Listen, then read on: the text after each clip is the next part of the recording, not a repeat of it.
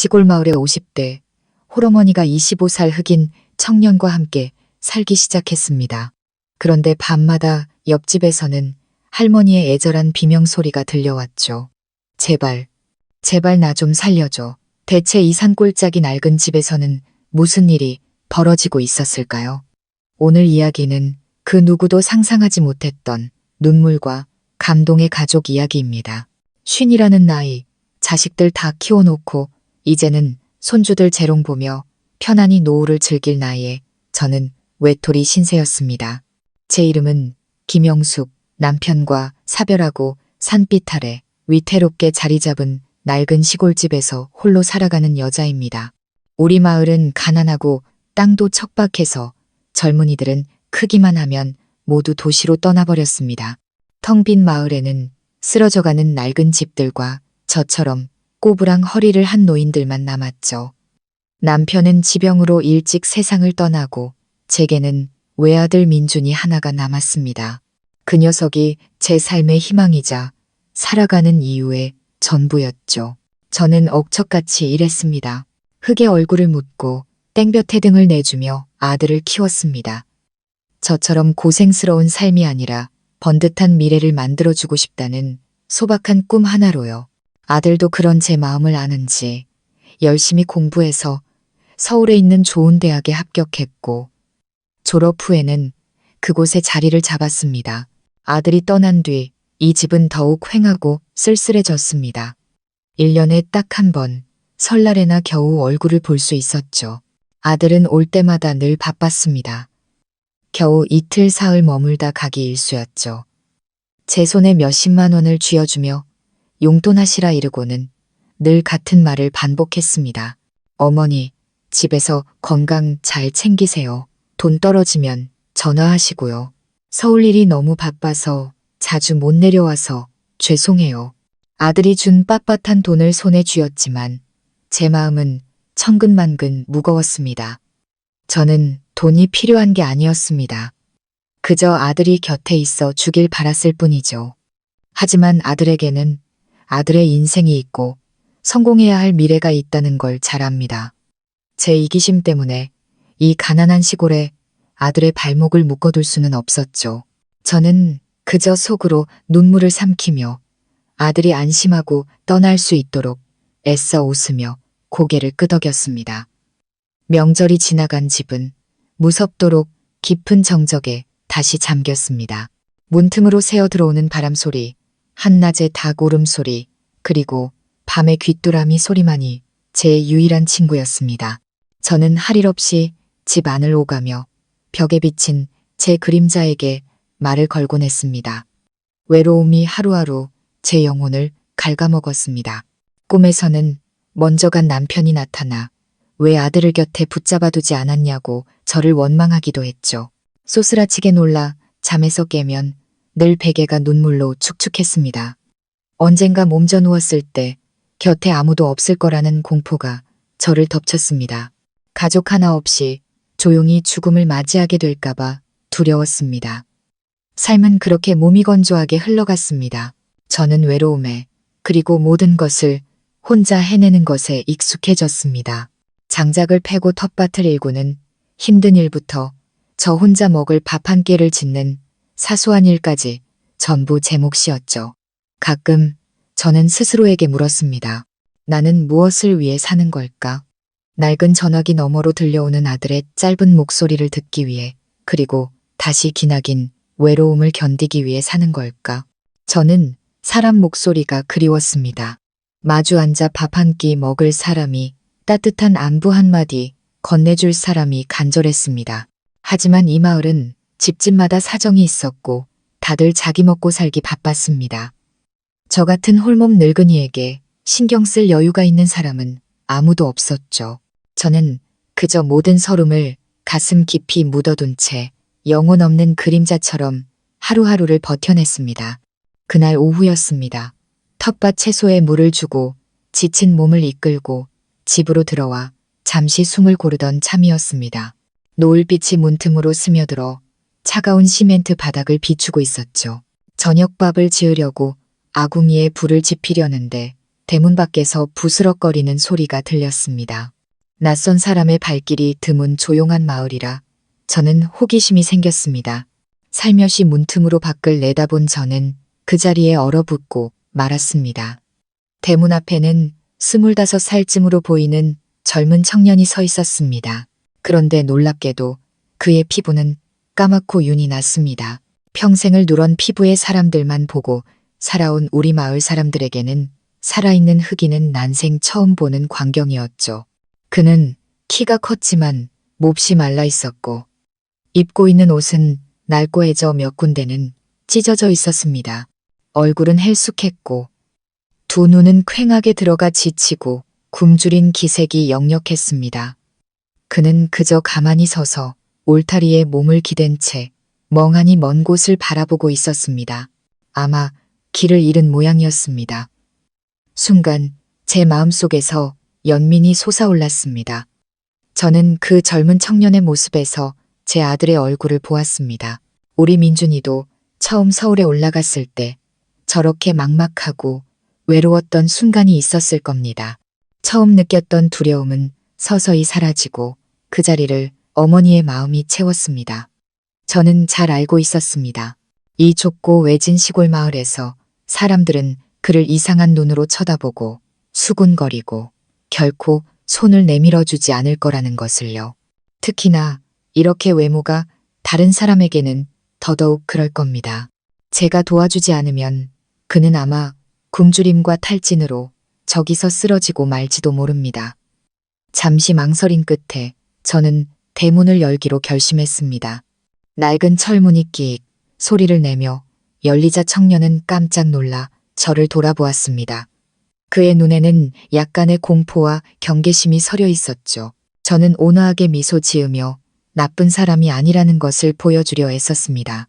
저는 그의 말을 몰랐고 그 역시 한국말을 알아듣지 못할 것이 분명했습니다. 우리는 오직 몸짓으로만 대화할 수 있었죠. 저는 집안을 가리킨 다음 두 손을 모아 입으로 가져가 밥 먹는 신용을 했습니다. 그는 제 뜻을 알아차린 듯 했습니다. 그의 눈에 작은 희망의 빛이 어렸지만 여전히 망설이는 기색이었죠. 저는 다시 한번 참을성 있게 손짓하며 들어오라고 권했습니다. 마침내 잠시 망설이던 그는 조심스럽게 대문 안으로 발을 들였습니다. 저는 그를 집 안으로 안내해 낡은 나무 의자에 앉혔습니다. 그는 등을 꼿꼿이 세우고 두 손을 무릎 위에 올린 채 여전히 긴장한 모습으로 꼼짝 않고 앉아 있었습니다. 저는 아무 말 없이 조용히 부엌으로 향했습니다. 지금 이 순간 만마디 말보다 따뜻한 죽 한 그릇이 더 큰 위로가 될 거라는 걸 알았기 때문입니다. 아궁이에 불을 지피고 쌀을 씻어 죽을 끓이기 시작하자 금세 구수한 냄새가 퍼져나갔습니다. 죽과 채소의 향기, 그리고 따스한 사람의 온기가 작은 집 안을 가득 채우며 늘 저를 짓누르던 차가운 정막을 밀어냈습니다. 저는 김이 모락모락 나는 죽을 그릇에 가득 퍼 담고 몸을 따뜻하게 해줄 생강 몇 조각을 띄워 조심스럽게 그에게 가져다 주었습니다. 그는 여전히 의자에 앉아 제 행동 하나하나를 눈으로 좇고 있었습니다. 제가 죽그릇을 상 위에 내려놓자 그는 말로 표현할 수 없는 눈빛으로 저를 바라보았습니다. 그 눈에는 놀라움과 감사함, 그리고 믿을 수 없다는 감정이 뒤섞여 있었죠. 저는 죽그릇을 그에게 밀어주며 편히 먹으라는 뜻으로 고개를 끄덕였습니다. 그는 김이 피어오르는 죽 그릇과 저를 번갈아 쳐다보았습니다. 무언가 말하고 싶어하는 듯했지만 언어의 장벽이 그를 막았습니다. 저는 그저 어머니의 진심 어린 미소를 지어 보일 뿐이었습니다. 그는 수저를 들었습니다. 앙상한 손이 미세하게 떨리고 있었죠. 그는 첫 술을 떠서 가볍게 입으로 분 뒤 입안으로 가져갔습니다. 따뜻한 죽이 온몸으로 퍼져나가는 순간 그의 모든 경계심이 녹아내리는 듯 했습니다. 그는 허겁지겁 먹었지만 결코 천박하지 않았습니다. 그 모습만 봐도 그가 얼마나 오랫동안 굶주렸는지 알 수 있었습니다. 아마 며칠 동안 아무것도 먹지 못했을 겁니다. 저는 조용히 앉아 그가 먹는 모습을 지켜보았습니다. 마음속에서 설명하기 힘든 감정이 피어올랐습니다. 저는 기뻤습니다. 아주 오랜만에 느껴보는 소박한 기쁨이었죠. 마치 제 아들을 돌보는 것 같은 기분이었습니다. 저는 다시 부엌으로 가 한 그릇을 덮어왔습니다. 그는 두 번째 그릇을 다 비우고는 미안한 듯 저를 쳐다봤습니다. 저는 그의 마음을 알아채고 말없이 한 그릇을 더 가져다 주었죠. 그렇게 그는 커다란 그릇으로 죽을 3그릇이나 비웠습니다. 식사를 마친 그는 한결 정신을 차린 듯 보였습니다. 헬쑥했던 얼굴에 혈색이 돌았고 눈에도 생기가 돌아왔습니다. 그는 똑바로 앉아 두 손을 앞으로 모으고 제게 깊이 고개를 숙여 감사를 표했습니다. 그가 무슨 말을 하는지는 알 수 없었지만 그의 행동과 눈빛에서 진심 어린 깊은 감사의 마음을 느낄 수 있었습니다. 저는 괜찮다는 듯 손을 저었습니다. 제가 그릇을 치우는 동안 그는 일어나 집안을 둘러보며 모든 것을 신기한 듯 쳐다보았습니다. 저희 집에는 값나가는 물건 하나 없이 낡은 세간살이가 전부였죠. 그는 제단 위에 놓인 남편의 영정사진 앞에서 걸음을 멈췄습니다. 그는 한참 동안 사진을 바라보다가 저를 돌아보며 궁금하다는 눈빛을 보냈습니다. 저는 사진을 가리키고 제 가슴을 가리키며 제 남편이라고 설명하려 애썼습니다. 그는 고개를 끄덕이며 이해했다는 표정을 지었습니다. 어느새 날은 완전히 어두워졌고 산 너머에서 불어오는 차가운 밤바람이 문틈으로 스며들었습니다.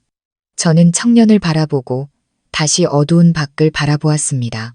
이 늦은 밤에 그를 그냥 내보낼 수는 없었습니다. 그는 갈 곳도 없었고 밖은 위험으로 가득했습니다. 제 마음속에서 갈등이 일었습니다. 낯선 남자를, 그것도 과부 혼자 사는 집에 하룻밤 재운다는 것은 너무나 위험한 일이었습니다. 동네 사람들의 입방아는 귀신보다 더 무서웠으니까요. 하지만 아까 보았던 굶주림에 지쳐 쓰러질 것 같던 그의 모습이 다시 떠올랐습니다.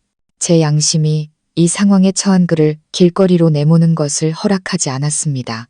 에라, 모르겠다. 어떻게든 되겠지. 사람 하나 살리는 게 탑 7개 쌓는 것보다 낫다고 했어. 저는 그를 하룻밤 재워주기로 결심했습니다. 저는 청년을 동쪽에 비어있는 방으로 안내했습니다. 그 방은 원래 아들 민준이가 쓰던 방이었는데 녀석이 서울로 떠난 후로는 창고처럼 쓰이고 있었죠.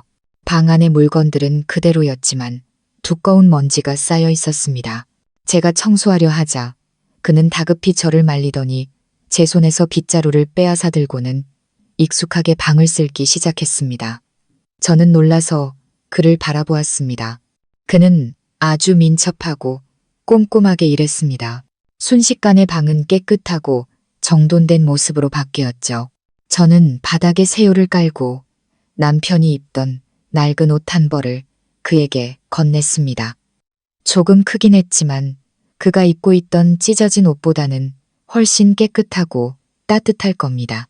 씻고 새 옷으로 갈아입은 그는 한결 훤하고 건강해 보였습니다.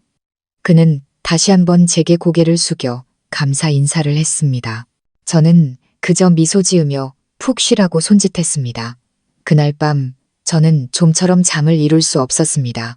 걱정 때문이기도 했고 복잡한 생각 때문이기도 했죠. 제가 한 일이 과연 옳은 일인지 알 수 없었습니다. 내일은 어떻게 될지, 동네 사람들이 이 집에 흑인 청년이 있다는 걸 알면 뭐라고 할지 두려웠습니다. 하지만 이내 스스로를 다독였습니다. 나는 잘못한 게 없어. 그저 어려움에 처한 사람을 도왔을 뿐이야. 내 마음만 떳떳하면 돼. 다음 날 아침 저는 평소처럼 일찍 일어났습니다. 그런데 마당이 아주 깨끗하게 쓸려 있는 것을 보고 깜짝 놀랐습니다. 어제까지만 해도 흩날리던 낙엽들이 한쪽에 단정하게 모여 있었죠. 뒷마당으로 가보니 더욱 놀라운 광경이 펼쳐졌습니다. 어지럽게 쌓여있던 장작더미가 말끔하게 패여 가지런히 쌓여 있는 것이었습니다. 저는 이 모든 것이 그 젊은 청년의 소행임을 직감했습니다.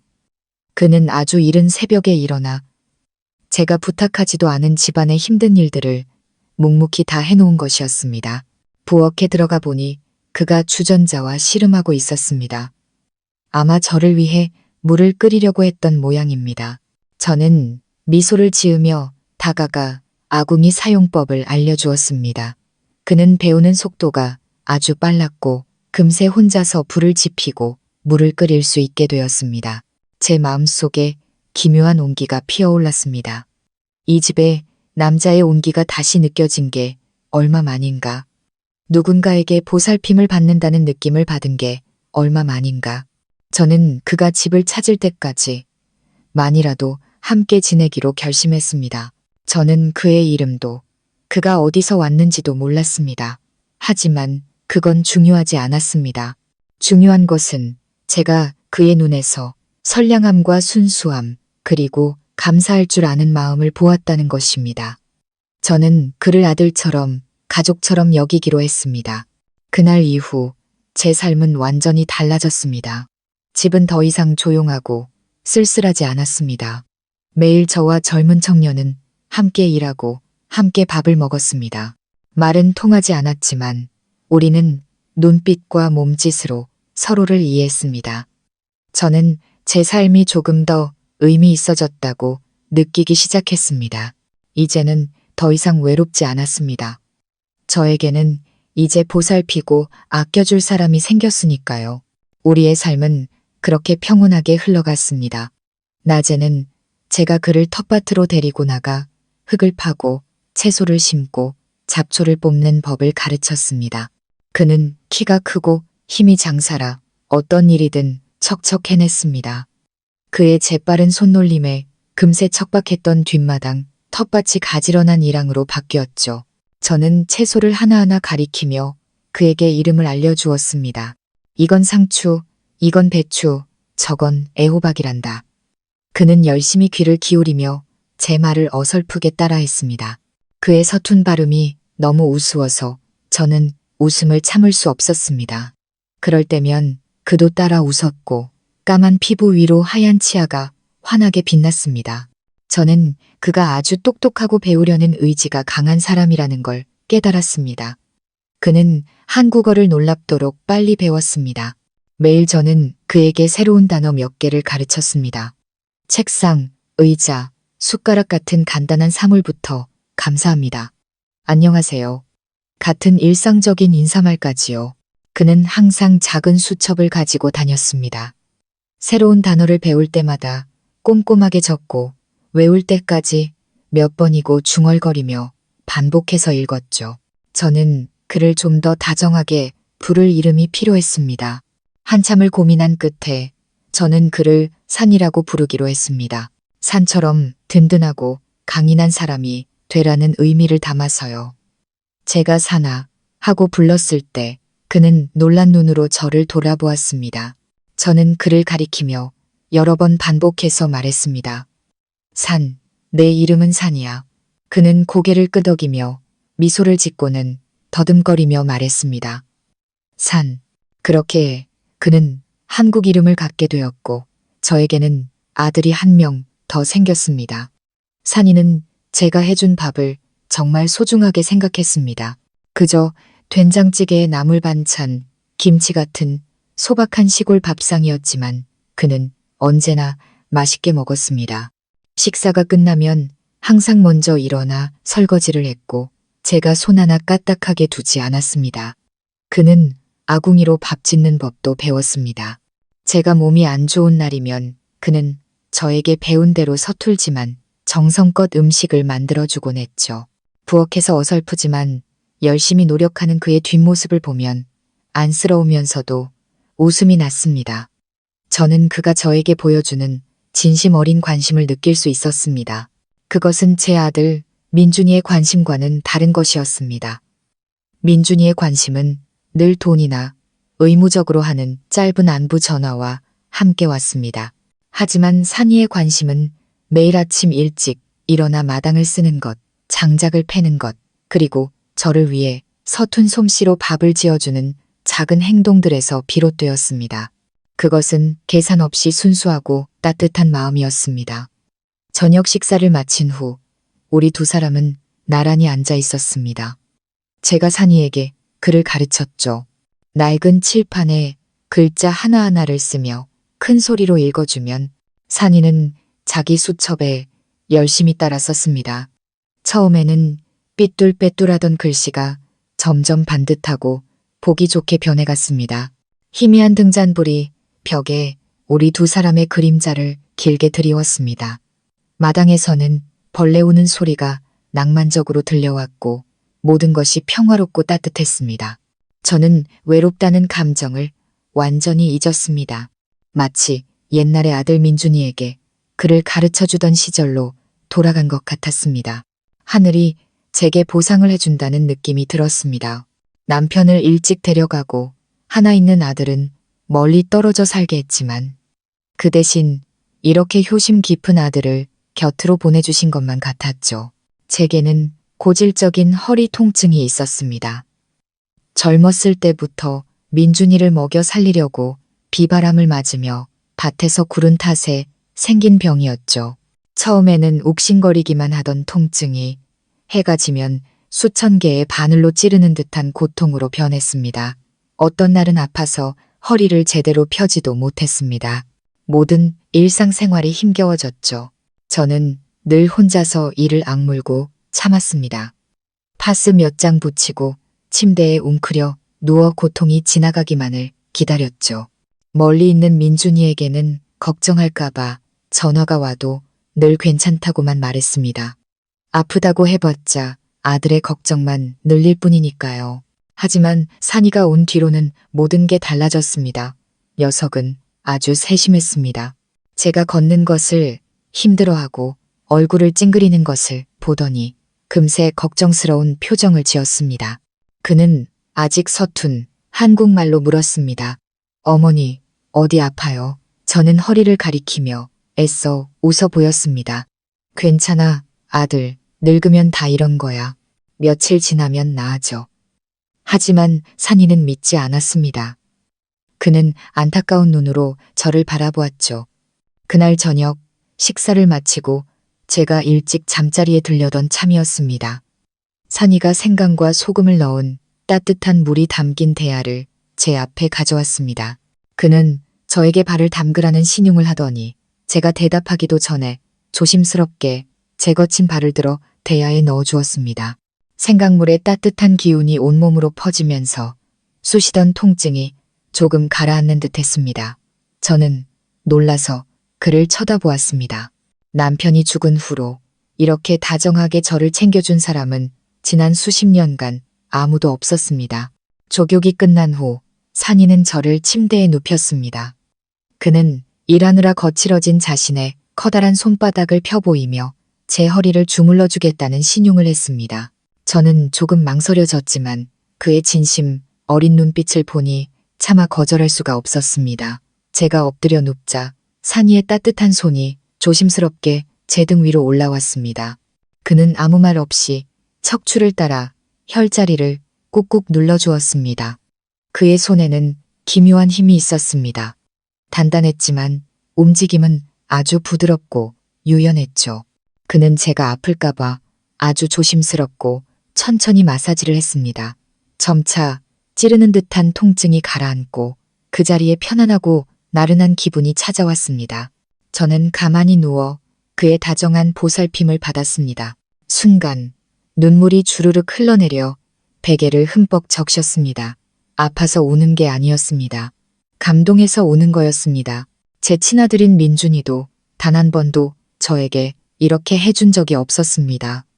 제가 허리가 아프다고 할 때마다 녀석은 이렇게 말했죠. 병원에 가보세요. 아니면 약 사드시게 돈 보내드릴까요? 녀석은 몰랐습니다. 늙은 부모에게는 돈이나 약보다 직접적인 관심과 보살핌이 훨씬 더 소중하다는 것을요. 그날 밤 저는 정말 오랜만에 고통 없이 깊은 잠을 잤습니다. 다음 날 아침에 일어났을 때 몸이 한결 가벼워진 것을 느꼈습니다. 산이는 벌써 일어나 묽은 죽을 끓여놓고 있었습니다. 그가 가져다 준 따뜻한 죽 그릇을 보며 제 마음도 따뜻해졌습니다. 그날 이후로 산이는 매일 밤 제 허리를 주물러 주었습니다. 마치 그것이 자신의 당연한 일과인 것처럼요. 그 덕분에 제 허리 통증은 많이 좋아졌습니다. 하지만 더 중요한 것은 제 마음속의 외로움이 완전히 사라졌다는 것입니다. 저는 이제 이 세상에 혼자가 아니라는 것을 알았습니다. 저에게는 이제 황혼의 길목에서 기댈 수 있는 든든한 언덕이 생겼습니다. 저희 집에 머문 지 얼마 지나지 않아 산이는 미안한 마음을 느끼기 시작했습니다. 저는 단 한 번도 그를 남으로 생각한 적이 없지만 그는 마음속 깊이 자신이 더부살이하고 있다고 느끼는 듯 했습니다. 나이든 제가 자신을 위해 매 끼니를 차려주고 옷을 챙겨주는 것을 부담스러워했죠. 그는 몇 번이고 자신의 단단한 팔 근육을 가리키고는 바깥을 가리키며 일을 해서 돈을 벌어 저를 돕고 싶다는 뜻을 표현했습니다. 저는 그의 마음을 이해했지만 한편으로는 걱정이 되었습니다. 이 근처 작은 읍내 사람들은 순박하긴 했지만 편견도 심하고 남의 일에 참견하기를 좋아했습니다. 그처럼 피부색이 다른 사람이 나타나면 어디를 가든 사람들의 시선을 한 몸에 받을 것이 뻔했습니다. 저는 그가 사람들에게 상처받고 차별당할까봐 두려웠습니다. 저는 손을 저으며 단호하게 말했습니다. 아니야, 아들. 엄마 혼자서도 괜찮아. 네가 엄마랑 같이 집에 있어 주는 것만으로도 엄마는 행복해. 하지만 산이는 자존심이 강한 청년이었습니다. 그는 남에게 의지해서 사는 것을 원치 않았죠. 저를 설득하는 데 실패하자 그는 스스로 행동하기로 결심했습니다. 어느 날 아침 식사를 마친 그는 제가 준 옷 중에 가장 깨끗한 옷으로 갈아입고는 제게 말했습니다.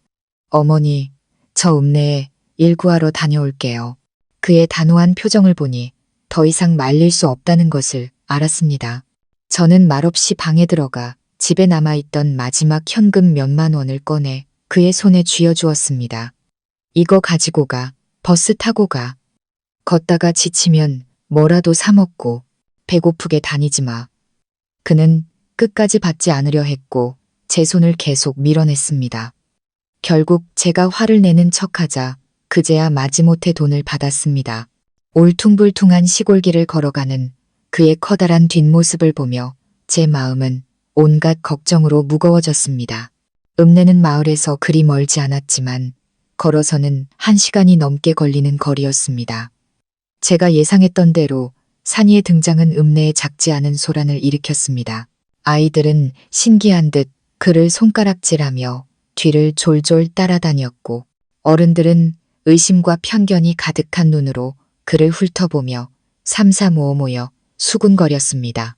그는 한 공사 현장을 찾아가 인부들이 짐을 나르는 것을 보고는 용기를 내어 일자리를 구했습니다.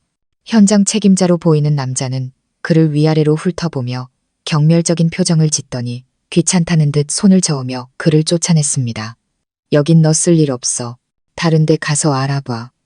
그는 다시 한 식당으로 가 설거지 일이라도 하겠다며 부탁했습니다. 식당 주인 아주머니 역시 그를 두려운 눈으로 쳐다보더니 고개를 저으며 거절했습니다. 그렇게 그는 온 읍내를 돌아다녔지만 돌아오는 것은 차가운 거절과 외면의 눈빛 그리고 내쫓는 손짓뿐이었습니다. 사람들은 그 같은 흑인을 믿지 않았습니다. 사기꾼이거나 도둑이거나 혹은 문제를 일으킬 사람일 거라고 지레짐작했죠. 해가 질 무렵 산이는 실망과 서름으로 무거운 발걸음을 이끌고 집으로 돌아왔습니다. 그는 이해할 수 없었습니다. 왜 사람들이 자신을 그렇게 대하는지. 그는 그저 정직하게 일해서 스스로를 책임지고 저의 은혜에 보답하고 싶었을 뿐이었습니다.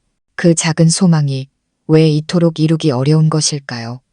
이곳에 온 이후 처음으로 그는 나고자의 쓰라린 슬픔을 깊이 느꼈습니다. 저녁 하늘은 그의 마음처럼 잿빛으로 물들어 있었습니다. 산이가 집에 돌아왔을 때는 이미 어둑어둑해진 뒤였습니다. 저는 오후부터 내내 안절부절 못하며 그를 기다리고 있었죠.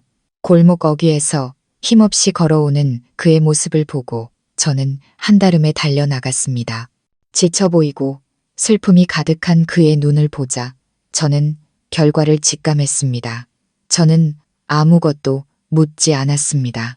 그저 조용히 그의 손을 잡고 집으로 이끌었습니다.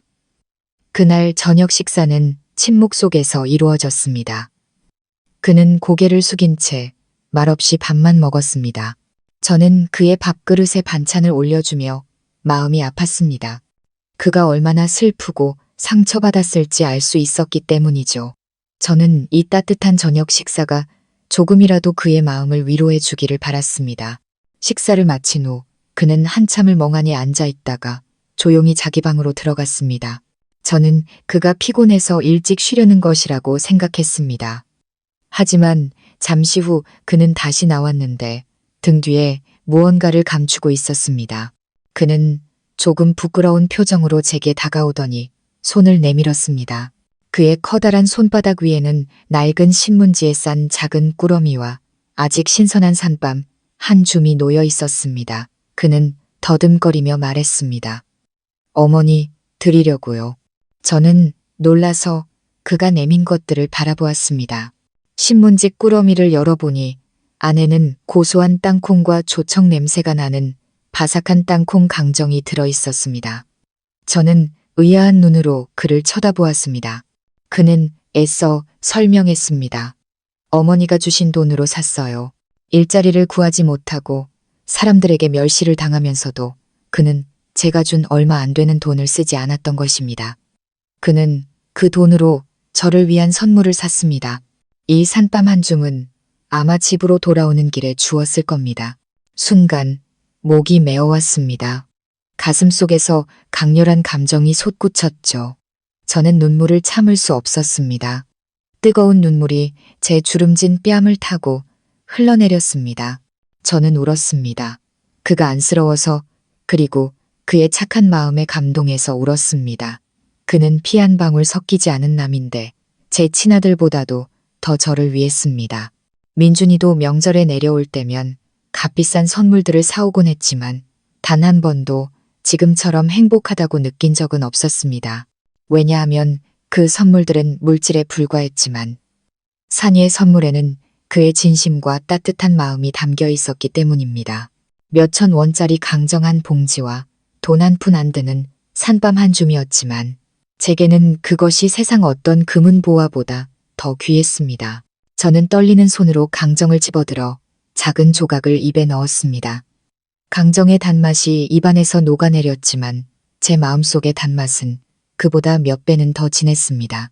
저는 산이를 하늘이 제게 보내주신 이 아들을 바라보며 저처럼 외로운 늙은이를 버리지 않은 세상에 조용히 감사했습니다. 제가 우는 것을 본 그는 당황한 듯 했습니다. 그는 어쩔 줄 몰라 하며 자신의 소매로 제 눈물을 닦아주었습니다. 저는 그의 손을 잡고 꽉 쥐었습니다. 크고 거칠었지만 어찌나 따뜻한 손인지요. 그날 밤 이후 저와 산이의 관계는 더욱 깊어졌습니다. 저는 더 이상 그를 잠시 머무는 손님으로 생각하지 않고 진심으로 제 아들로 여기게 되었습니다. 저는 그의 존재가 제 삶의 공허함을 채워주고 저에게 기쁨과 살아갈 이유를 가져다 주었다는 것을 깨달았습니다. 저는 더 이상 그가 바깥 세상에서 편견과 냉대를 견디게 하고 싶지 않았습니다. 제가 그를 지켜주고 싶었습니다. 어느 날 저녁 우리 두 사람이 나란히 앉아 있을 때 저는 그의 손을 잡고 그의 눈을 똑바로 바라보며 천천히 그리고 분명하게 말했습니다. 산아, 이제 일자리 찾으러 다니지 마라. 그냥 여기서 엄마랑 같이 살자. 그는 제 말을 완전히 이해하지 못한 듯 어리둥절한 표정으로 저를 바라보았습니다. 저는 감정이 북받쳐 오르는 목소리로 말을 이었습니다. 엄마는 이제 늙었고 혼자란다. 내 아들은 멀리 있고 네가 여기 있으면 엄마랑 너랑 우리 둘이 가족이 되는 거야. 엄마가 너 책임질 테니 아무데도 가지 마. 저는 우리 집을 가리키고 다시 제 가슴을 가볍게 두드렸습니다. 여기가 내 집이고 내가 내 엄마다. 제가 한마디 한마디 내뱉을 때마다 그는 제 뜻을 알아듣는 것 같았습니다. 그의 눈이 놀라움으로 동그랗게 커졌습니다. 그는 자신이 들은 말을 믿을 수 없다는 표정이었습니다. 그러더니 그의 눈에 눈물이 고이기 시작했습니다. 눈물방울이 그의 까만 뺨을 타고 길게 흘러내렸습니다. 그는 소리 내어 울지 않았습니다. 그저 넓은 어깨가 들썩일 뿐이었죠. 그는 그동안 얼마나 많은 슬픔과 서름을 견뎌왔을까요? 이제야 사랑과 보살핌을 받게 되자 억눌려왔던 모든 감정이 한꺼번에 터져나온 것입니다. 저는 그를 끌어당겨 크지만 떨고 있는 그의 몸을 안아주었습니다. 마치 옛날에 민준이가 울 때 달래주던 것처럼 그의 등을 가볍게 두드렸습니다. 울지마, 아들. 이제 울지마. 엄마가 여기 있잖니. 이제 아무도 널 괴롭히지 못할 거야. 그는 제 어깨에 얼굴을 묻었습니다. 그리고 처음으로 억눌렀던 울음이 터져나왔습니다. 그는 어린아이처럼 울었습니다. 굶주리고 헤매던 지난날을 위해, 쫓겨나고 멸시받았던 순간들을 위해 울었습니다. 그의 흐느낌 속에서 저는 그가 어눌하지만 가슴 찢어지는 목소리로 엄마라고 부르는 것을 들었습니다. 서툴고 어색한 발음이었지만 제게는 이 세상에서 가장 달콤한 소리였습니다. 저는 그를 더욱 꽉 껴안았습니다.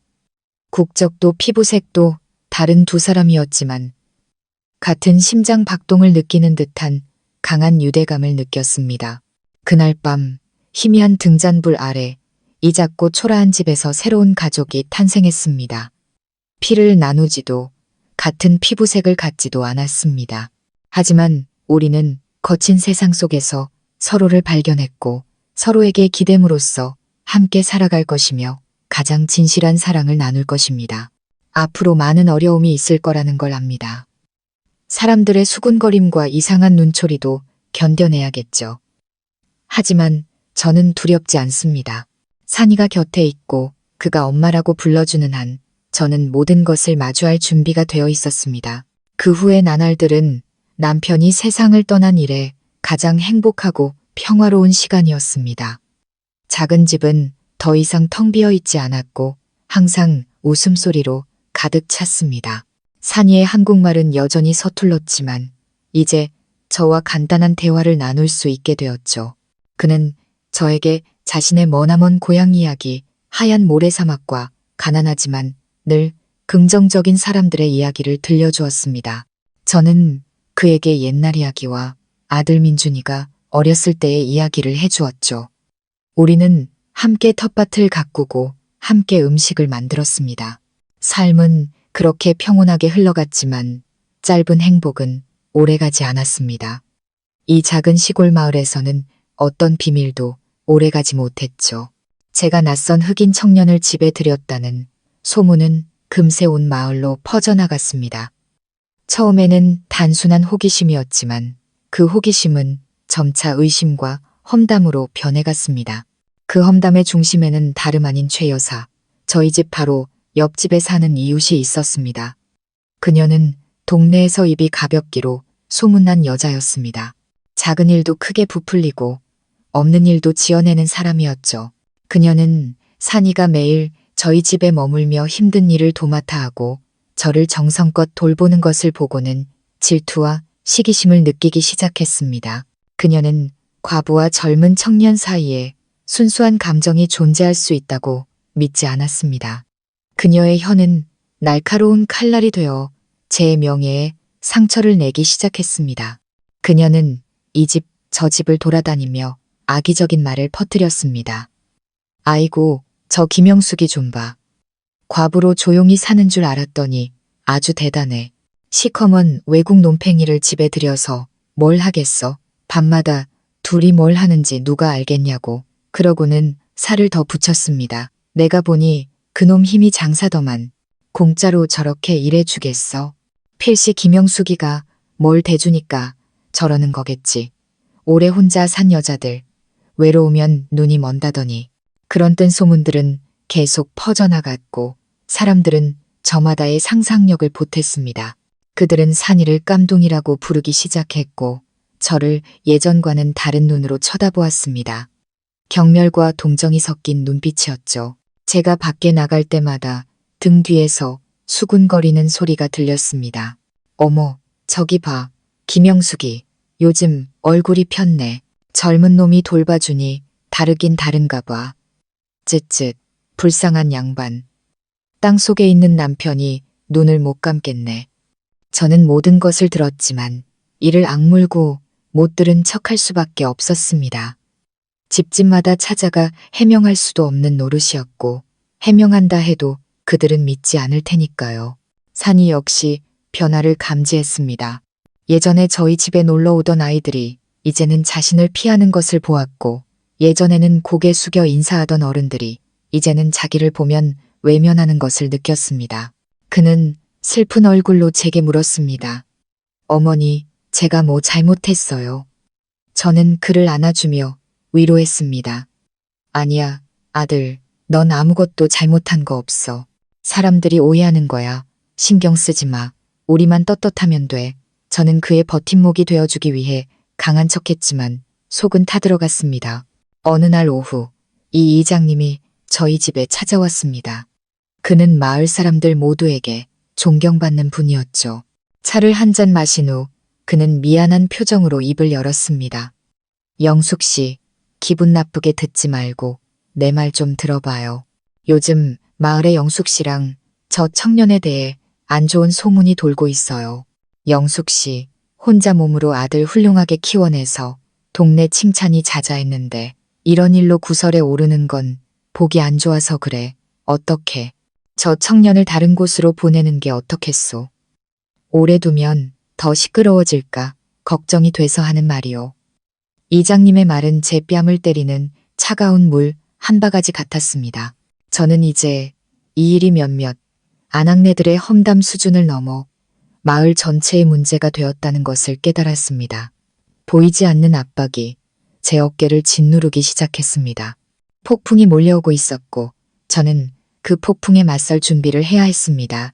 제가 두려워하던 폭풍은 마침내 글자 그대로의 모습으로 닥쳐왔습니다. 그날 밤 하늘에 구멍이 뚫린 듯 비가 쏟아졌습니다. 바람은 창문을 두들기며 울부짖었고 낡은 양철 지붕이 뜯겨나갈 듯 덜컹거렸습니다. 차가운 밤비의 한기가 살을 애는 듯 파고들며 제 몸속에 잠들어 있던 지긋지긋한 류머티즘을 깨웠습니다. 통증은 그 어느 때보다 갑작스럽고 맹렬하게 찾아왔습니다. 더 이상 옥신거리는 수준이 아니었습니다. 뼛속까지 파고드는 날카로운 고통이었죠. 마치 수만 마리의 벌레가 제 무릎, 발목, 손가락 마디마디를 갉아먹는 것 같았습니다. 저는 침대 위에서 몸을 웅크린 채 비명이 터져 나오지 않도록 입술을 꽉 깨물었습니다. 하지만 몸은 사시나무처럼 떨렸고 식은땀이 비오듯 흘러옷과 베개를 흠뻑 적셨습니다. 고통으로 정신이 혼미해지는 와중에 저는 곧 죽을지도 모른다는 생각이 들었습니다.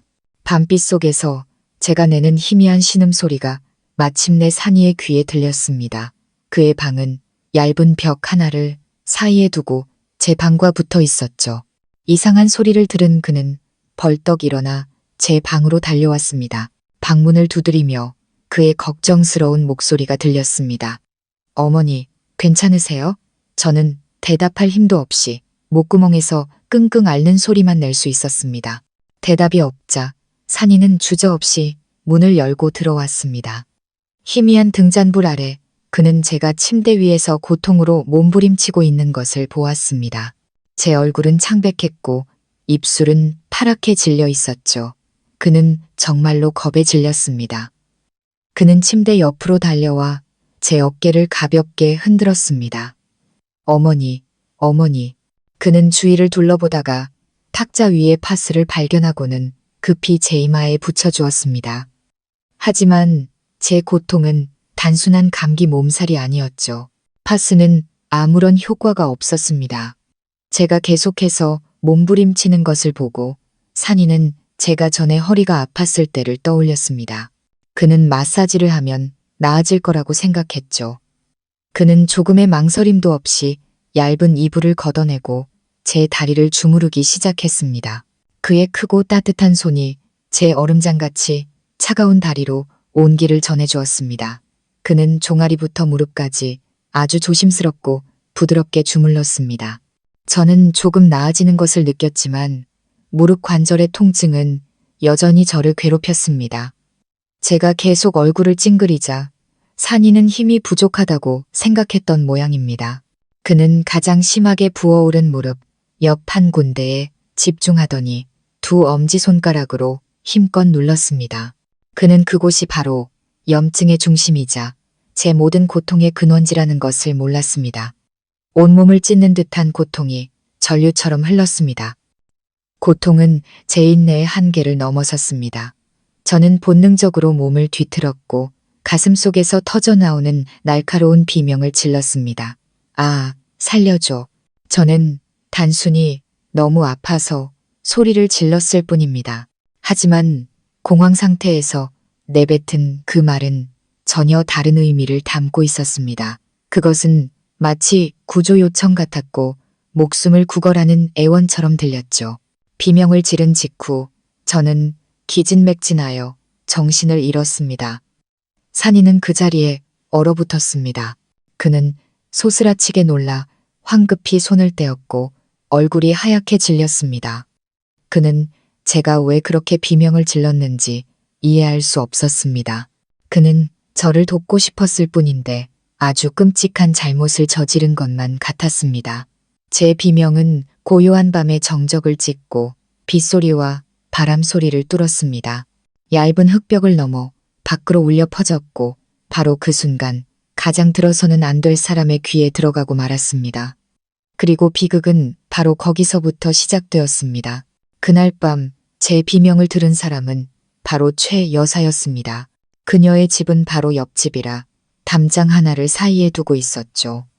그날 밤 그녀는 배가 아파 늦은 시간에 뒷간에 가던 길이었습니다. 갑자기 비가 쏟아지자 그녀는 잠시 처마 밑에서 비가 잦아들기를 기다리고 있었죠. 그리고 바로 그 순간 제 비명이 똑똑히 들려왔습니다. 살려줘. 최 여사의 귀가 쫑긋 섰습니다. 그녀의 작은 두 눈이 어둠 속에서 번뜩였습니다. 이미 편견과 악의적인 상상으로 가득 찬 그녀의 머릿속은 결론을 내리는데 1초도 걸리지 않았습니다. 그렇구나. 젖감둥이가 김영숙이를 몹쓸 짓하고 있구나. 저렇게 처절하게 소리를 지르는 걸 보니 틀림없어. 사악하고 만족스러운 미소가 그녀의 얼굴에 떠올랐습니다. 바로 이것이었습니다. 그녀가 오랫동안 찾아 헤매던 증거였죠. 그녀는 상황을 확인하거나 도움을 청할 생각은 조금도 하지 않았습니다. 그녀가 가장 먼저 한 일은 집으로 달려가 비옷을 걸치고는 마을 어귀에 사는 또 다른 험담꾼인 이웃집으로 달려간 것이었습니다. 그녀는 문을 미친 듯이 두드렸습니다. 언니, 빨리 일어나봐. 큰일 났어. 잠결에 문을 연 이웃이 무슨 일인지 파악하기도 전에 최 여사는 그의 손을 잡아 끌며 숨가쁘게 말했습니다. 김영숙이가 저 깜둥이한테 당하고 있어. 내가 방금 그 여자 비명 소리를 들었다고. 빨리 가서 사람들한테 알려야 해. 최 여사의 이야기는 입을 거칠 때마다 더욱 끔찍한 세부 사항이 덧붙여졌습니다. 처음에는 단순한 폭행이었던 것이 나중에는 성폭행으로 변질되었습니다. 소문은 마른 장작더미에 던져진 불씨처럼 마을 사람들의 편견과 호기심 속에서 맹렬한 불길로 번져나갔습니다. 채 1시간이 지나지 않아 깊은 잠에 빠져 있던 작은 마을 전체가 충격적인 소식에 깨어났습니다. 사람들은 쏟아지는 비도 잊은 채 우비를 입고 손전등을 들고 길거리로 쏟아져 나와 삼삼오오 모여 웅성거렸습니다. 세상에, 우리 마을에서 어떻게 이런 흉악한 일이. 내가 처음부터 알아봤어. 저 깜둥이 놈, 생긴 것부터가 불량해 보였잖아. 쯧쯧, 김영숙이만 불쌍하게 됐네. 복을 지으려다 화를 입었구먼.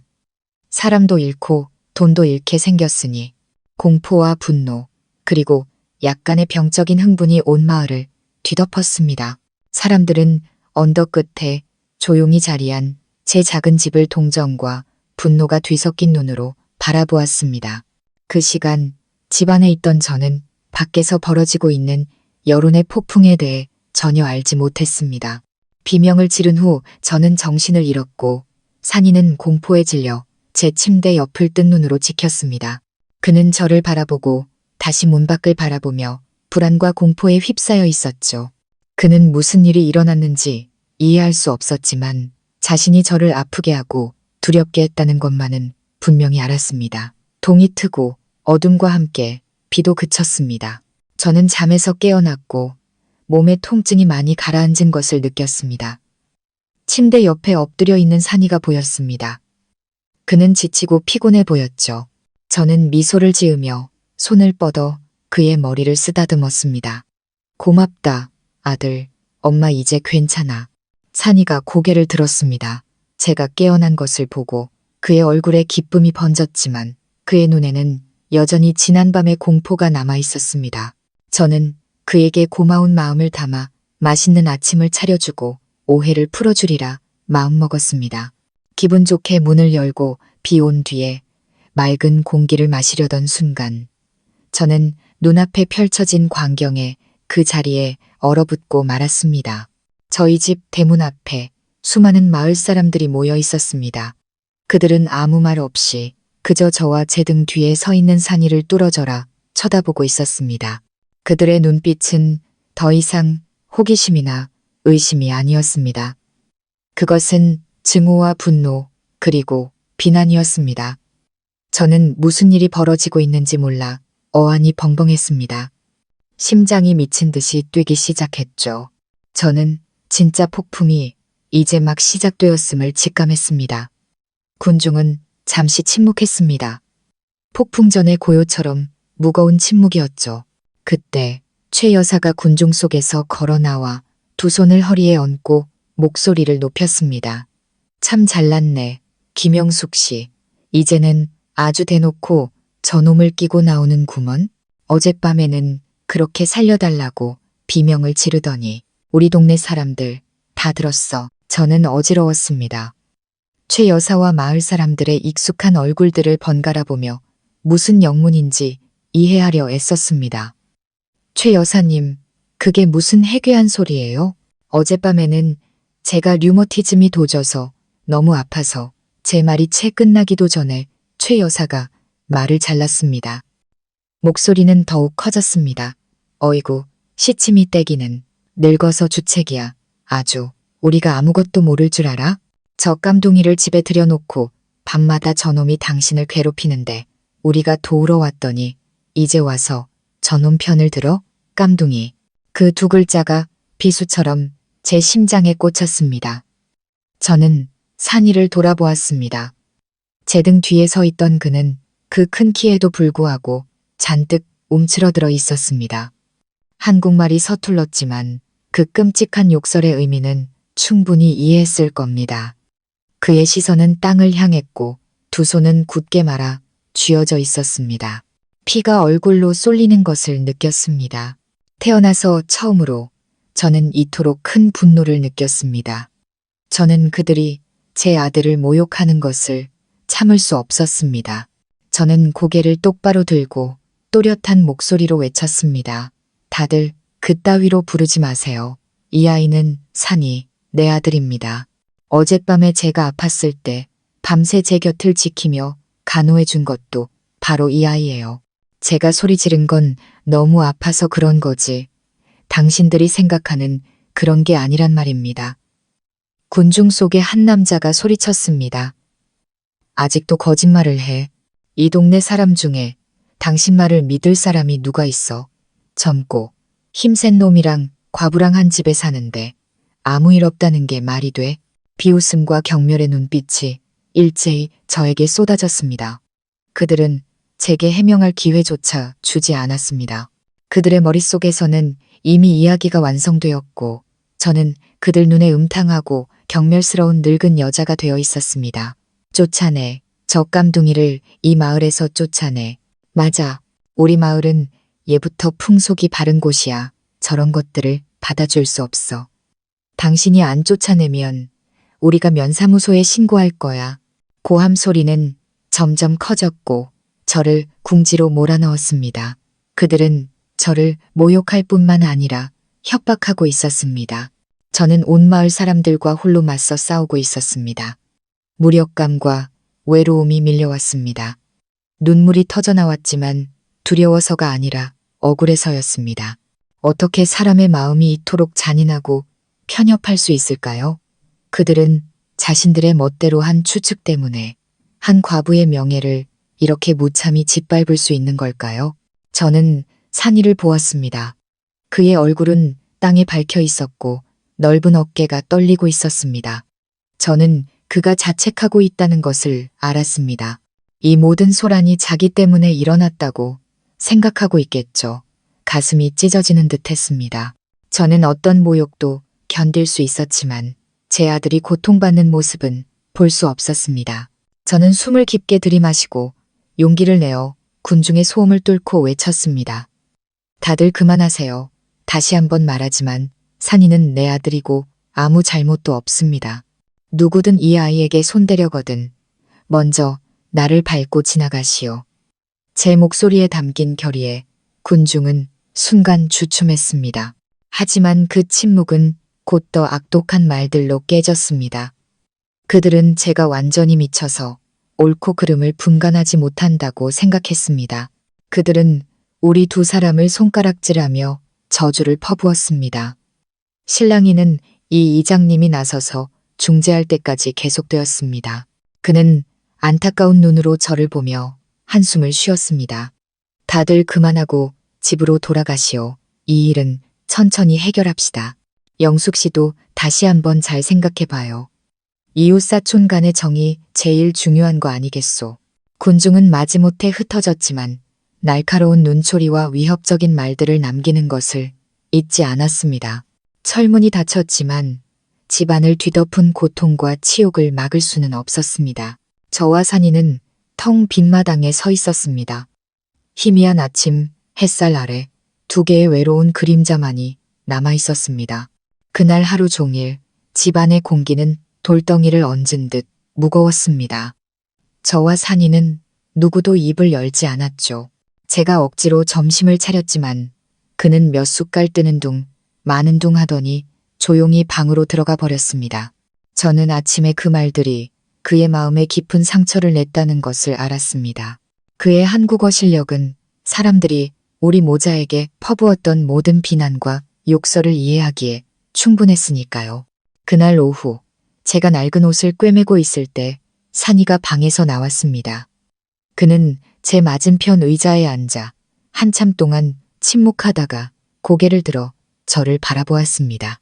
맑았던 그의 눈에는 이제 깊은 슬픔이 가득했습니다. 그는 느리고 힘겹게 입을 열었습니다. 어머니, 죄송해요. 그 세 마디가 어찌나 쓰라리게 들리는지요. 저는 급히 바느질하던 것을 내려놓고 그의 손을 잡았습니다. 네가 뭐가 죄송해. 잘못한 건 그 사람들이야. 마음 없는 그 사람들 잘못이라고.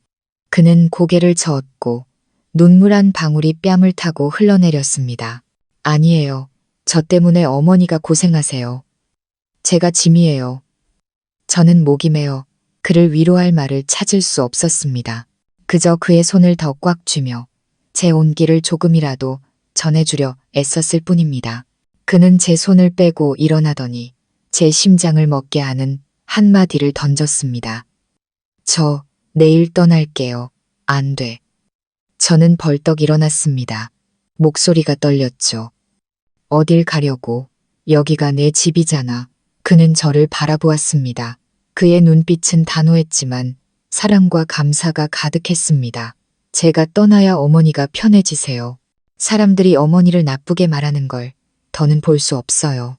그 말을 남기고 그는 뒤돌아 자기 방으로 들어가 문을 닫아버렸습니다. 저는 그 자리에 못 박힌 듯 서 있었습니다. 그는 이미 결심한 것이었습니다. 그는 제 명예를 지키기 위해 제가 더 이상 사람들의 험담과 모욕을 견디지 않도록 하기 위해 떠나기로 한 것입니다. 그는 자신을 희생하고 다시 기댈 곳 없는 방랑자의 삶으로 돌아가기로 한 것입니다. 그날 밤 저는 한숨도 잘 수 없었습니다. 저는 굳게 닫힌 그의 방문을 바라보며 뜬 눈으로 밤을 새웠습니다. 제가 눈을 감으면 그가 사라져 버릴 것만 같았죠. 방 안에서 그가 서성이는 소리, 가방에 옷을 챙기는 부스럭거리는 소리가 들렸습니다. 가슴이 찢어지는 듯 아팠습니다. 문을 부수고 들어가 그를 붙잡고 싶었지만 그랬다가는 그를 더욱 힘들게 할 뿐이라는 걸 알았습니다. 그가 이 모든 일을 하는 것은 오직 저를 위해서였으니까요. 저는 그렇게 동이 틀 때까지 앉아 있었습니다. 마침내 피로가 저를 덮쳤고 저는 차가운 나무 의자에 기댄 채 잠이 들었습니다. 희미한 꿈속에서 이른 새벽 안개 속으로 걸어가는 그의 커다란 뒷모습이 보였습니다. 점점 멀어지는 그 모습에 저는 소스라치게 놀라 잠에서 깼습니다. 새날의 첫 햇살이 문틈으로 스며들고 있었습니다. 집안은 이상할 정도로 고요했고 심장이 쿵하고 내려앉았습니다. 저는 황급히 산이의 방으로 달려가 문을 열었습니다. 방은 텅 비어 있었고 침대는 단정하게 정돈되어 있었습니다. 작은 나무 책상 위에는 4번 접힌 종이 쪽지 하나가 작은 돌멩이에 눌려 있었습니다. 저는 떨리는 손으로 쪽지를 집어들었습니다. 아직 글씨에 익숙하지 않은 그의 손글씨는 어린아이가 쓴 것처럼 삐뚤빼뚤했습니다. 거기에는 짧은 3글자만이 적혀 있었죠. 어머니, 감사합니다. 눈앞이 흐려졌습니다. 그 3글자는 1000마디 말보다 더 무거웠습니다. 거기에는 그의 감사함과 고통, 그리고 희생이 모두 담겨 있었죠. 내 아들, 내 효심 깊은 아들이 저를 떠나버린 것입니다. 저는 쪽지를 쥔 채 미친 사람처럼 집 밖으로 뛰쳐나갔습니다. 아무 생각도 할 수 없었습니다. 머릿속에는 오직 산이를 찾아야 한다는, 그를 붙잡아야 한다는 생각뿐이었습니다. 저는 마을길을 미친 듯이 달리며 그의 이름을 목 놓아 불렀습니다. 산아, 어디 있니? 엄마 버리고 가지 마. 일찍 일어난 이웃들이 제 모습을 보고는 신기한 듯 쳐다보았습니다. 최 여사는 대문 앞에서 입술을 삐죽이며 말했습니다. 저것과 저 깜둥이가 돈 될 만한 거 싹 훔쳐서 도망갔나 보네. 쌤통이다. 저는 그녀의 말에 신경 쓸 겨를이 없었습니다. 저는 그저 앞만 보고 달렸습니다. 맨발로 울퉁불퉁한 흙길을 달렸죠. 저는 국도로 이어지는 작은 길이 있는 마을 끝을 향해 달렸습니다. 그는 분명 그 길로 갔을 겁니다. 저는 지치는 줄도 모르고 달렸습니다. 지금 멈추면 그를 영원히 잃게 될 거라는 것만 알았습니다. 마침내 언덕 끝에서 저는 익숙한 그의 커다란 뒷모습을 발견했습니다. 그는 작은 천 가방을 어깨에 맨 채 힘없이 걷고 있었습니다. 그 넓은 등이 어찌나 외롭고 안쓰러워 보이는지요. 산아, 저는 남은 힘을 다해 소리쳤습니다. 제 목소리를 들은 그는 깜짝 놀라 뒤를 돌아보았습니다. 넋이 나간 표정으로 다 해진 옷을 입은 채 자신을 향해 달려오는 저를 보고는 그는 그 자리에 얼어붙었습니다. 그의 얼굴은 당혹감과 고통으로 가득했죠. 저는 그에게 달려가 다짜고짜 그를 와라 껴안았습니다. 저는 통곡했습니다. 눈물 콧물이 범벅이 되었죠. 왜 엄마를 버리고 가? 어떻게 나 혼자 두고 갈 수가 있어? 산이는 제가 안고 있는 동안 꼼짝도 하지 않았습니다. 그도 울고 있었습니다. 그의 뜨거운 눈물이 제 머리 위로 떨어졌죠. 그는 팔을 들어 제 등을 가볍게 두드리며 목맨 소리로 말했습니다. 어머니, 울지 마세요. 제가 가야 어머니가 편해지세요. 저는 고개를 들고 그의 눈을 똑바로 바라보며 미친 듯이 고개를 저었습니다. 아니, 네가 없으면 엄마는 못 살아. 나는 아무도 필요 없어. 너만 있으면 돼. 그는 저를 밀어내려 했으며 절망적인 목소리로 말했습니다. 하지만 사람들이 어머니를 나쁘게 말하잖아요. 어머니가 고통받는 걸 원치 않아요. 그 말을 듣자 제 가슴은 더욱 찢어지는 듯 했습니다. 분노와 억울함, 그리고 아들에 대한 사랑이 맹렬하게 솟구쳤습니다. 저는 그의 팔을 꽉 잡고 그의 눈물 어린 눈을 똑바로 바라보며 한 글자 한 글자 힘주어 말했습니다. 나는 두렵지 않아. 사람들 험담 따위는 무섭지 않아. 내가 무서운 건 너를 잃는 것뿐이야. 산아, 똑똑히 들어. 오늘 네가 기어이 가겠다면 나도 너를 따라갈 거다. 네가 가는 곳 나도 갈 거야. 우리는 한 가족이야. 같이 살고 같이 죽는 거야. 제 말은 천둥처럼 그의 마음에 내리꽂혔습니다. 그는 자신이 들은 말을 믿을 수 없다는 듯 멍하니 저를 바라보았습니다.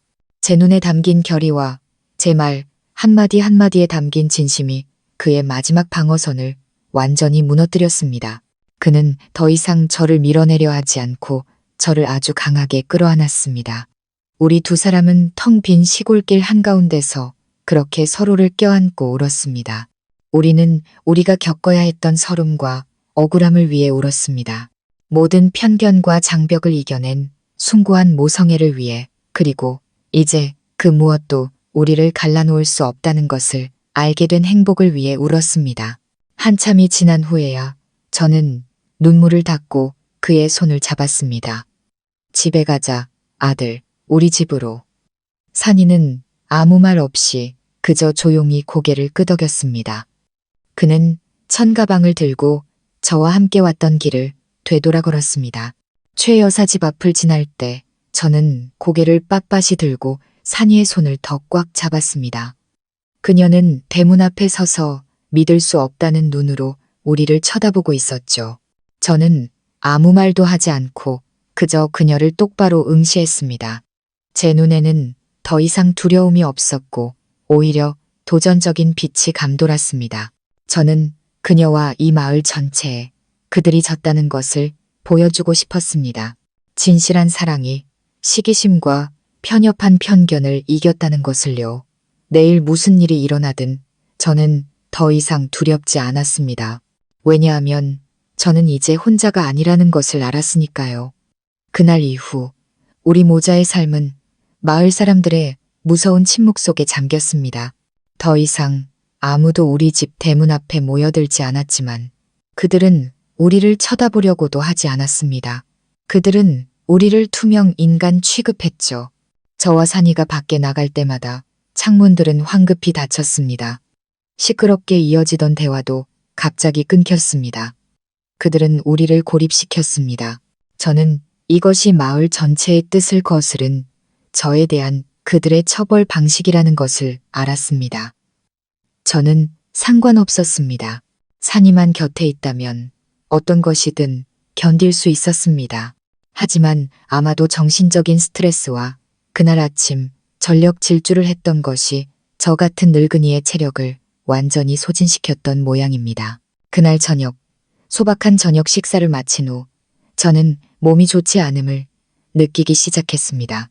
머리가 어지러웠고 등골을 타고 오한이 흘렀습니다. 저는 단순한 감기 몸살이라고 생각하고 따뜻한 생강차 한 잔을 마시고 일찍 잠자리에 들었습니다. 하지만 이번 병세는 제 생각보다 훨씬 빠르고 맹렬하게 찾아왔습니다. 한밤중이 되자 저는 고열에 시달리기 시작했습니다. 몸은 불덩이처럼 뜨거웠지만 속에서는 추워서 온몸이 덜덜 떨렸죠. 저는 헛소리를 하며 끔찍한 악몽에 빠져들었습니다. 온 마을 사람들이 횃불을 들고 우리 집을 둘러싸고 우리 모자를 태워주기려 했습니다. 아들 민준이가 돌아와 제 얼굴을 가리키며 소리쳤습니다. 어머니 때문에 제가 창피해 죽겠어요. 저는 헛소리 속에서 산이의 이름을 불렀습니다. 옆방에서 자고 있던 산이는 제 신음소리를 듣고 황급히 달려왔습니다. 제가 고열로 얼굴이 붉게 달아오르고 뜨거운 숨을 몰아쉬는 것을 보고 그는 정말로 겁에 질렸습니다. 그는 수건을 찬물에 적셔 조심스럽게 제 이마에 올려주었습니다. 그는 계속해서 수건을 갈아주었지만 제 열은 전혀 내리지 않았습니다. 저는 앞뒤가 맞지 않는 헛소리를 하기 시작했습니다. 산이는 어쩔 줄을 몰랐습니다. 그는 저를 보고 다시 밖을 쳐다보았습니다. 밖은 칠흑같이 어두웠고 칼바람이 불었죠. 읍내는 멀었고 몇 킬로미터나 되는 산길을 걸어가야 했습니다. 하지만 그는 제가 여기서 죽도록 내버려 둘 수는 없었습니다. 그는 1초도 망설이지 않고 얇은 겉옷 하나를 걸치고는 어둠 속으로 뛰쳐나갔습니다.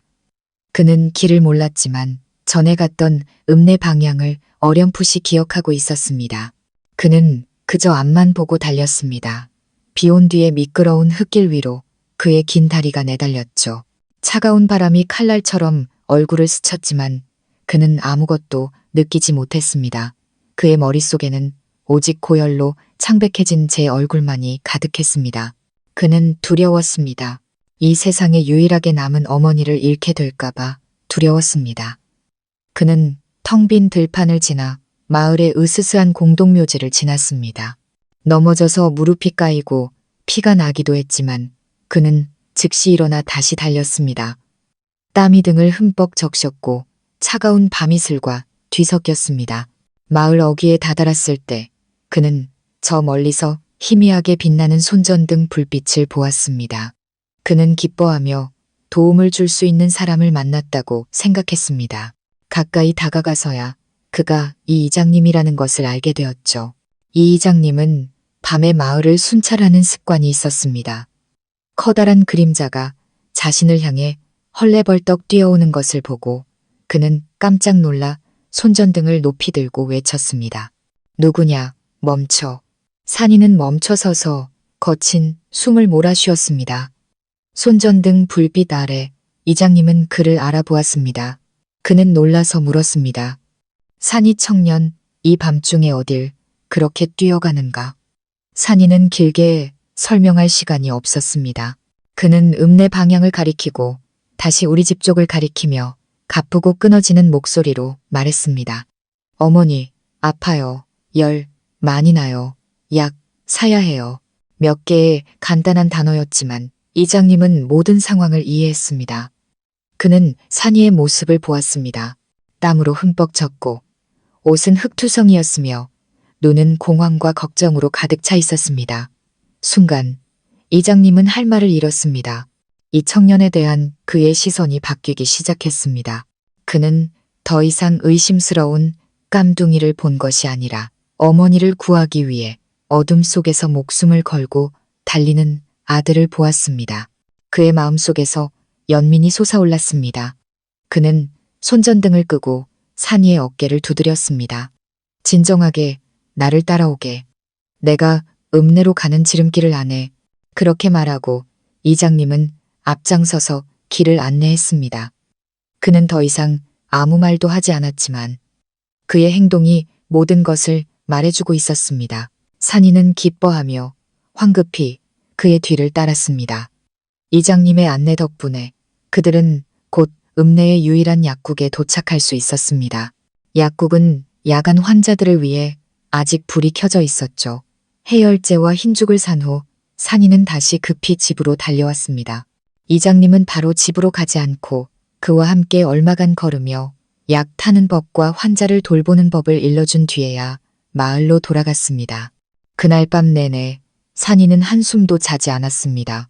그는 조심스럽게 약을 타서 저를 부축해 일으키고는 인내심을 갖고 한 숟가락씩 떠먹여 주었습니다. 저는 의식이 오락가락해서 약을 제대로 삼키지 못하고 자꾸 흘렸지만 그는 전혀 짜증내지 않고 제 입가를 깨끗이 닦아주고 다시 먹였습니다. 약을 먹인 후에는 묽은 죽을 한 숟가락씩 떠먹여 주었죠. 그는 제가 추울까봐 제 곁에 앉아 제 손을 꽉 잡고 자신의 온기를 전해주었습니다.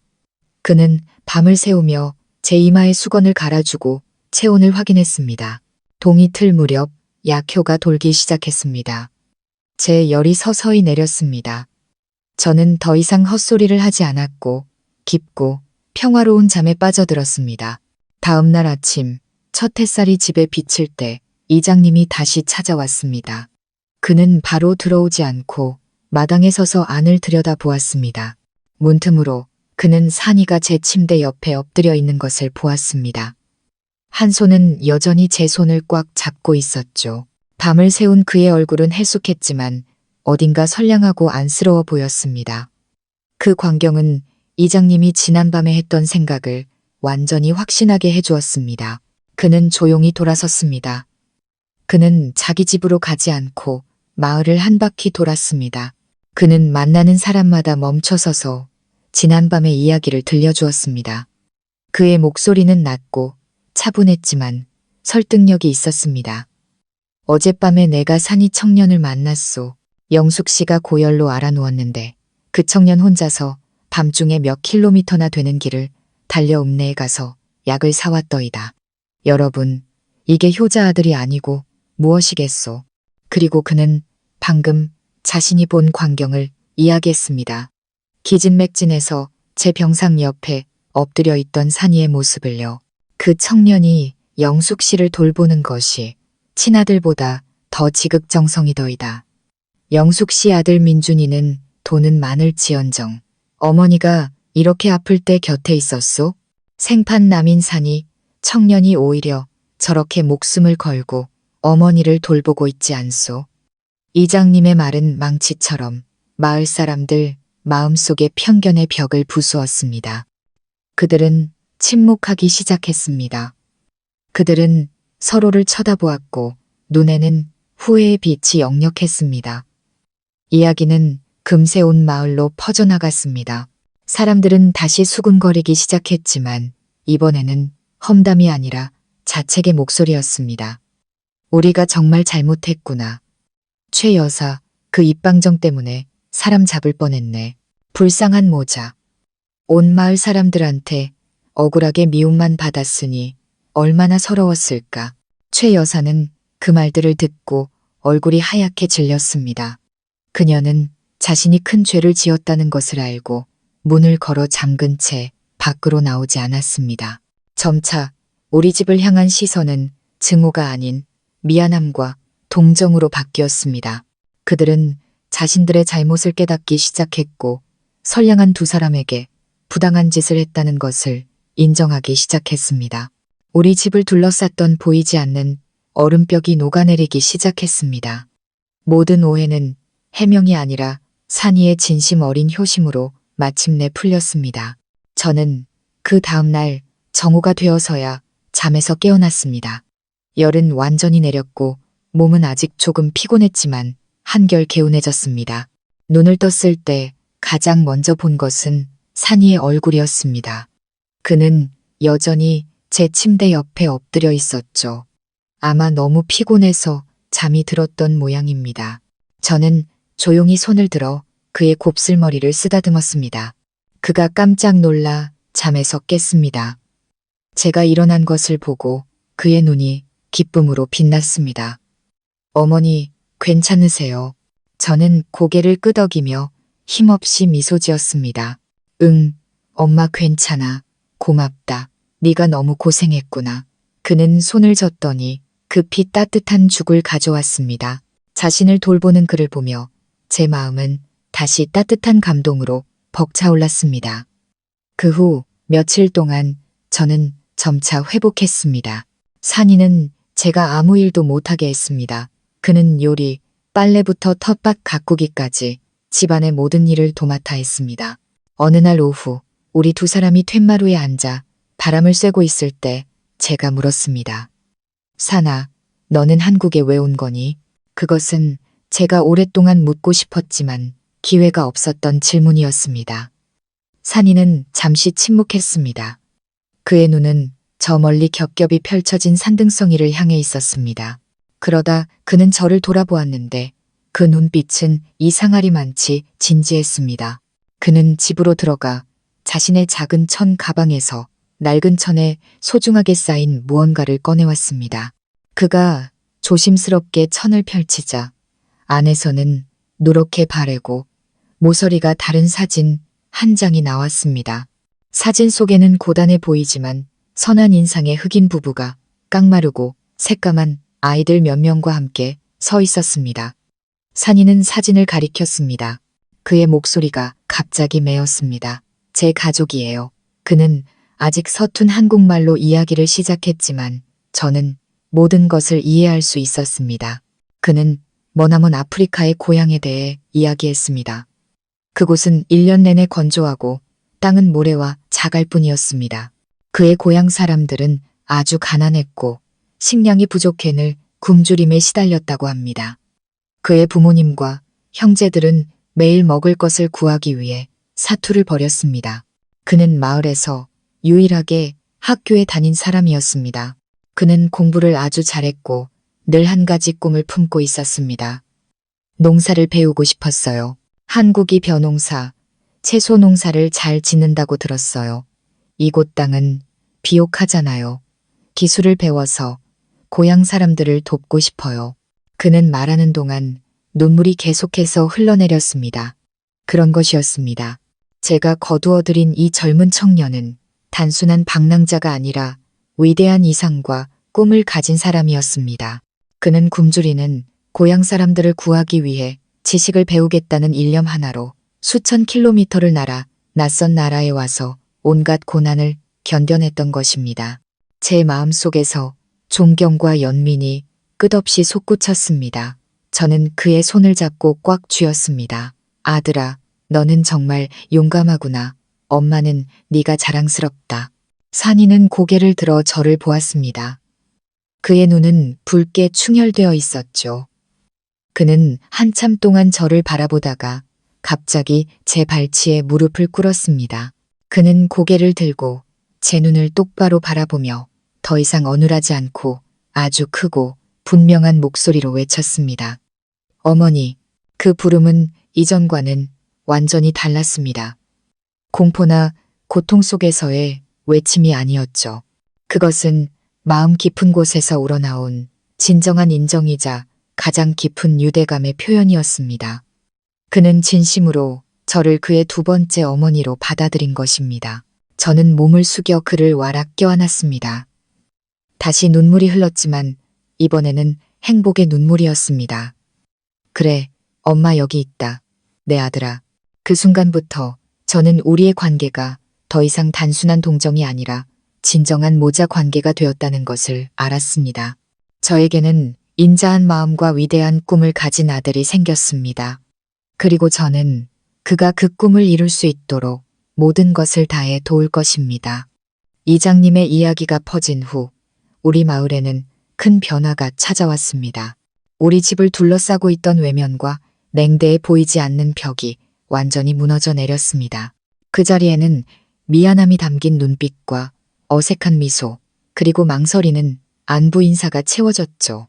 그 어색한 침묵을 가장 먼저 깬 사람은 마을 어귀에 사는 젊은 새댁이었습니다. 그날 아침 그녀는 유정란 한 줄을 들고 와서 작은 목소리로 말했습니다. 어머니, 기력 차리시라고요. 지난번에는 저희가 정말 눈뜬 장님이었어요. 저는 달걀을 받아들며 조금도 원망스러운 마음이 들지 않았습니다. 그저 그들이 안쓰럽게 느껴질 뿐이었죠. 저는 미소 지으며 말했습니다. 새댁, 뭘 이런 걸 다. 지난 일은 다 잊어버려요. 다들 오해해서 그런 건데 뭘. 그 새댁을 시작으로 다른 사람들도 하나둘씩 찾아오기 시작했습니다. 갓 캔 채소를 가져오는 사람, 냇가에서 잡은 물고기를 가져오는 사람도 있었죠. 그들은 많은 말을 하지 않았습니다. 그저 선물을 내려놓고는 황급히 돌아갔지만 그들의 눈에서 저는 분명한 후회의 빛을 보았습니다. 며칠 동안 냉랭했던 우리 집은 마침내 다시 사람의 온기로 채워졌습니다.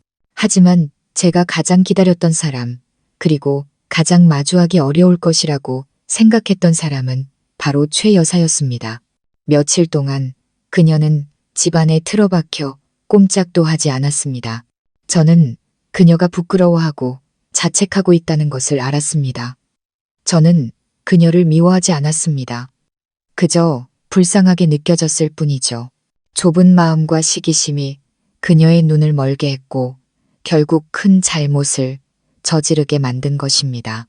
그날 오후 저와 산이가 텃밭에서 일하고 있을 때 최 여사가 대문 밖에서 서성이는 것이 보였습니다.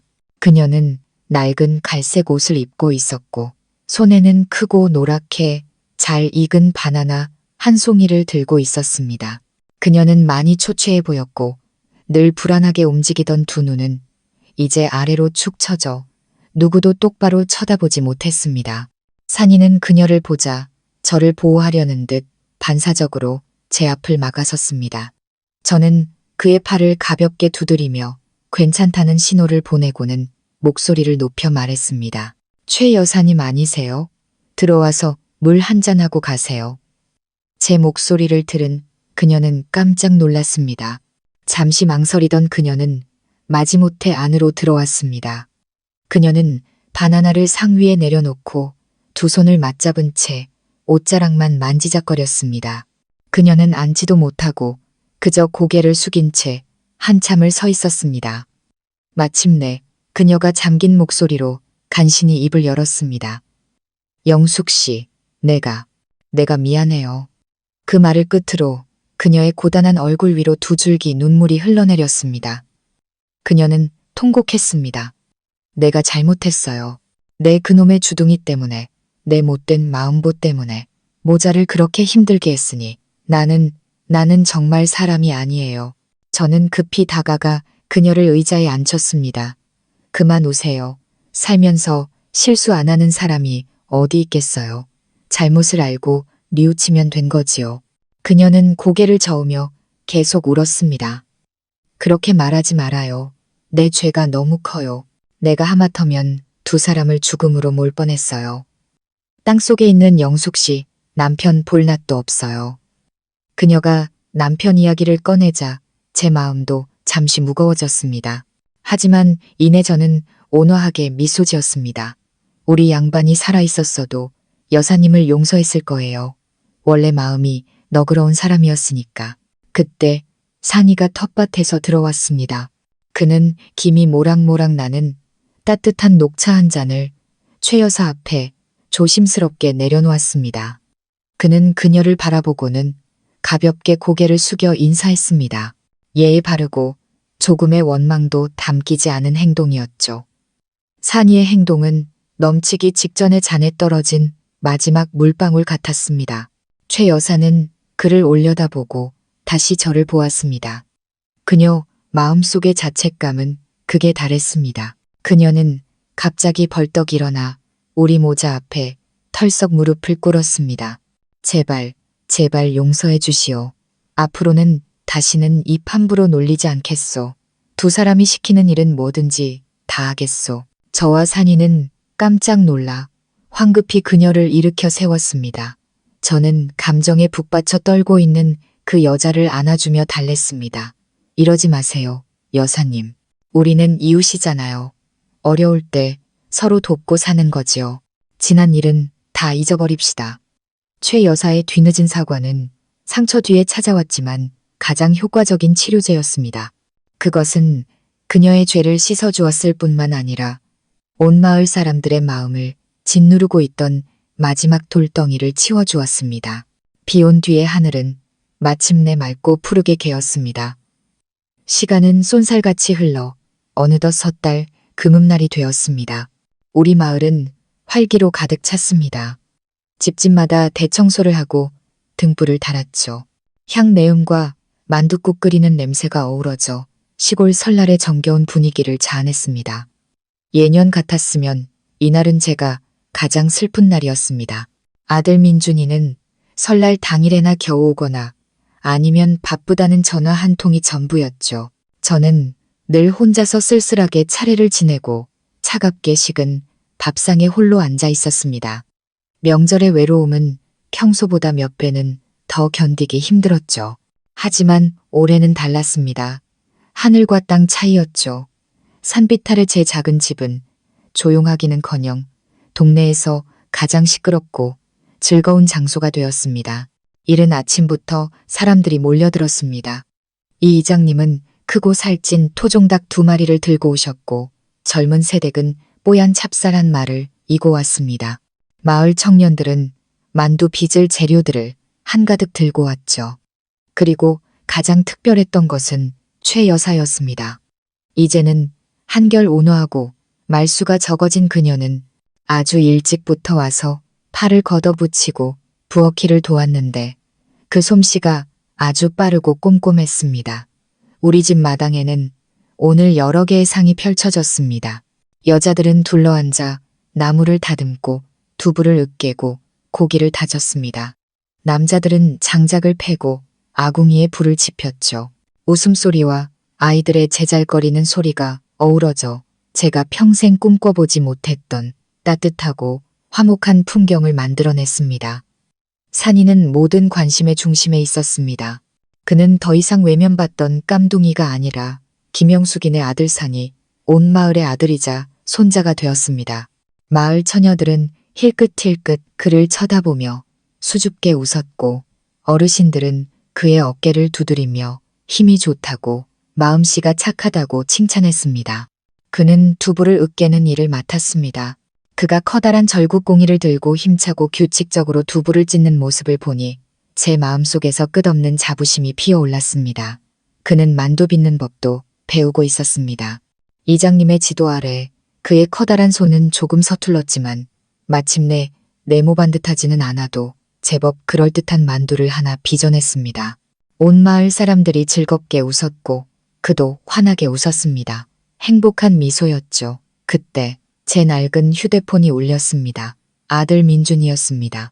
전화를 받자 수화기 너머로 아들의 목소리가 들렸습니다. 어머니, 저예요. 설 잘 보내고 계세요? 회사 일이 너무 많아서 올해는 못 내려갈 것 같아요. 용돈 좀 붙였으니 우체국 가서 찾으세요. 예년 같았으면 이 말을 듣고 몹시 서운했겠지만 올해는 달랐습니다. 저는 미소 지으며 평소와 달리 밝은 목소리로 말했습니다. 알았다. 너는 일이나 열심히 해.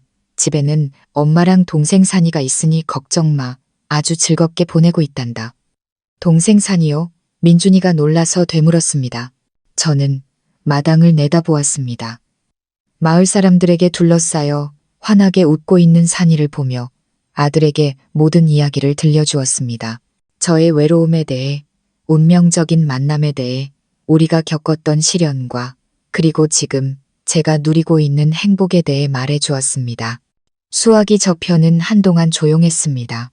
저는 아들이 훌쩍이는 소리를 들었고 이내 목맨 목소리가 들려왔습니다.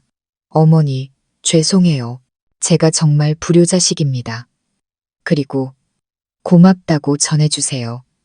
저 대신 어머니 곁에서 어머니를 돌봐줘서 정말 고맙다고요. 그날 밤 마당 한가운데 커다란 솥에 불이 지펴지고 온 마을 사람들은 다시 함께 모였습니다. 그들은 모닥불 주위에 둘러앉아 차를 마시고 과자를 먹으며 지난 한 해의 이야기들을 나누었죠. 이장님은 저와 산이의 이야기가 마을 사람들에게 중요한 깨달음을 주었다고 말했습니다. 사람 사이의 정은 피부색이나 언어로 나눌 수 없으며 선한 마음과 진심이야말로 가장 귀한 것이라는 사실을요. 저는 산이 옆에 앉아 활활 타오르는 불꽃을 바라보았습니다. 마음은 평온과 만족감으로 가득 찼습니다. 인생의 황혼기에 접어들면서 온갖 쓴맛 단맛을 다 보았습니다. 저는 눈을 감는 날까지 외롭게 살아가야 할 것이라고 생각했습니다. 하지만 하늘은 저를 버리지 않았습니다. 저에게 효심 깊은 아들을 보내주셨고 더 나아가 따뜻하게 저를 감싸주는 큰 가족, 이웃이라는 선물을 주셨습니다. 언덕 위에 외롭던 그 집은 이제 진정한 보금자리가 되었습니다. 사랑과 용서, 그리고 희망이 가득한 보금자리. 저뿐만 아니라 이 작은 마을 전체에 더 밝은 내일을 비추는 따뜻한 집이 되었습니다.